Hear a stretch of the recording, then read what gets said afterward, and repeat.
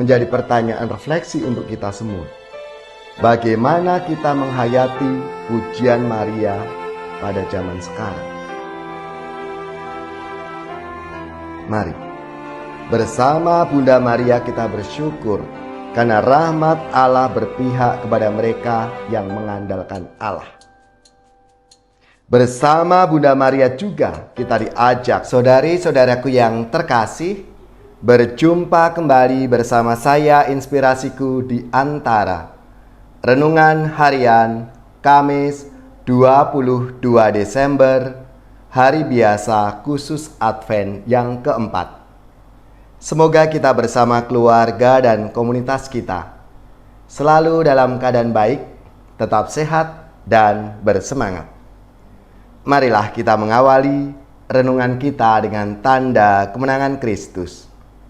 Dalam nama Bapa dan Putra dan Roh Kudus. Amin.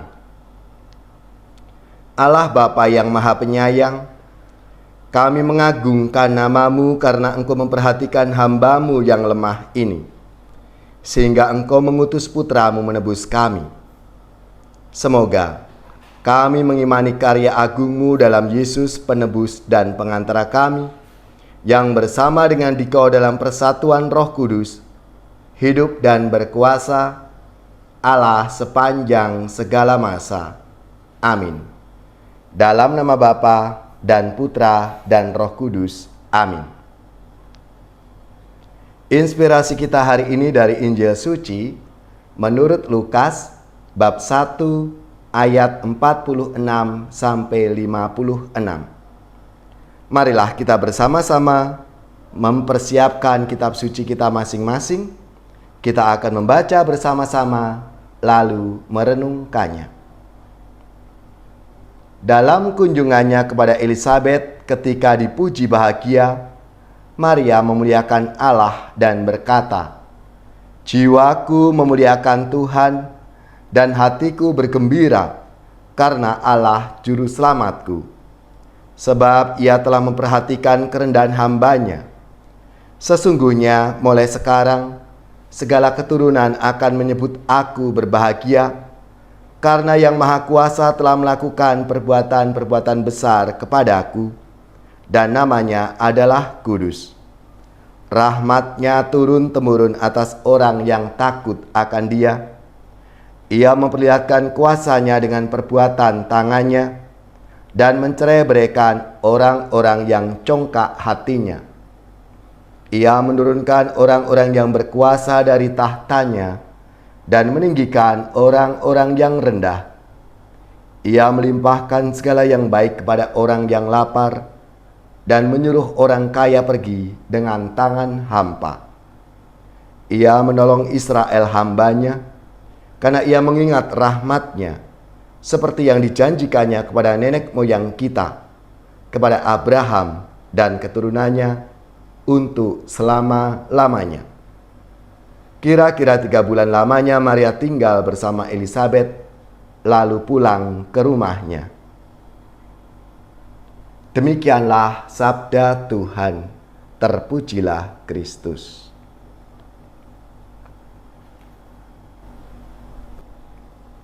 Saudari-saudaraku yang terkasih, dalam sabda Tuhan hari ini menampilkan sosok Maria yang bersukacita karena ia dilibatkan dalam karya keselamatan Allah.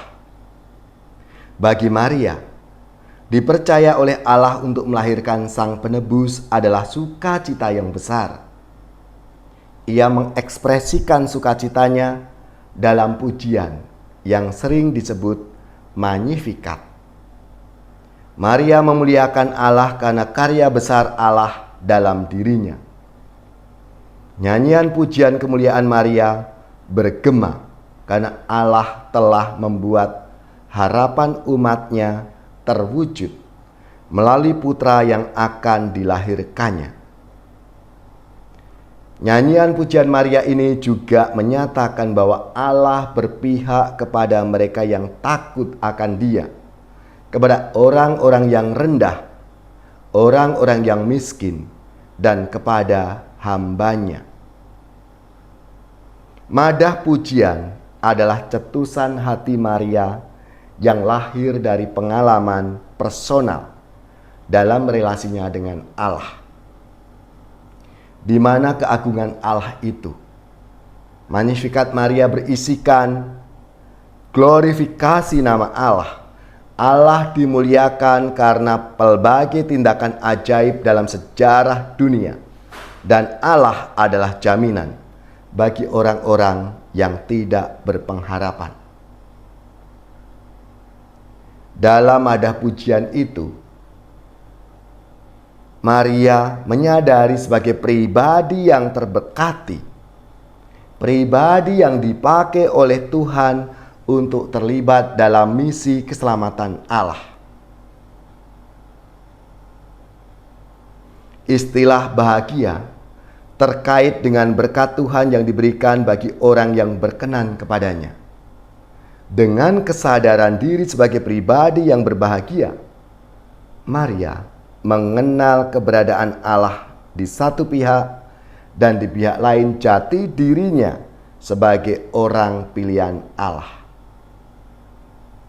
Saudari-saudaraku yang terkasih, sebagai pengikut Kristus, hendaknya kita mencontoh sikap Maria, yaitu mampu mengenal Allah dan mengenal diri sendiri, sehingga pada saatnya kita semua dapat menjadi pribadi yang tahu bersyukur kepada Allah dalam setiap situasi dan kondisi kehidupan kita. Menjadi pertanyaan refleksi untuk kita semua. Bagaimana kita menghayati pujian Maria pada zaman sekarang? Mari, bersama Bunda Maria kita bersyukur karena rahmat Allah berpihak kepada mereka yang mengandalkan Allah. Bersama Bunda Maria juga kita diajak untuk menunjukkan keterbukaan akan rahmat melalui kerelaan kita menjadi saluran berkat bagi mereka yang miskin, tersingkir, tak berdaya, dan difabel, sehingga mereka mengalami sukacita. Marilah saudari-saudaraku yang terkasih, bersama Bunda Maria kita menyadari akan rahmat dan kasih Allah yang selalu diberikan kepada kita, dan selalu mengajak kita untuk menjadi saluran rahmat dan berkat-Nya dalam hidup kita. Bunda Maria, doakanlah kami kepada putramu, agar kami seperti Engkau dengan gembira dan bersukacita mewartakan kemuliaan Allah bagi mereka yang miskin, tersingkir, tak berdaya, dan difabel.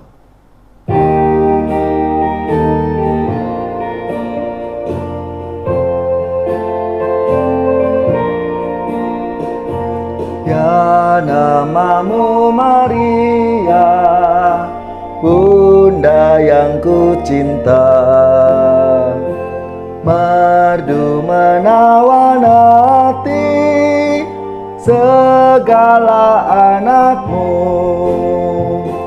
Patutlah nama itu hidup di batinku, dan nanti ku ucapkan di saat ajalku. Ya nama yang keramat, perisai hidupku.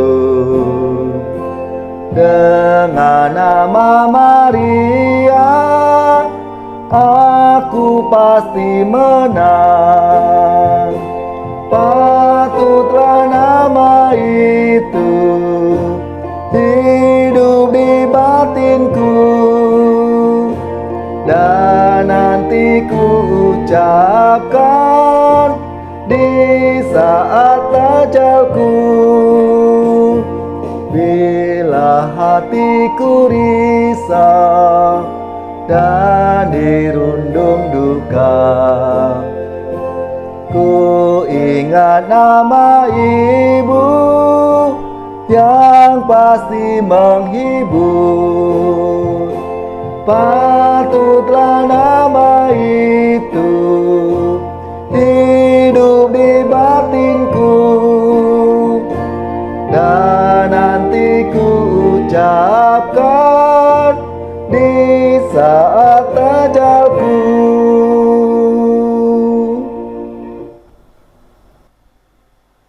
Saudari-saudaraku yang terkasih, marilah kita mengakhiri renungan kita hari ini dengan mohon berkat Tuhan, dan kita akan menerima tugas perutusan. Marilah kita siapkan hati kita untuk menerima berkat-Nya.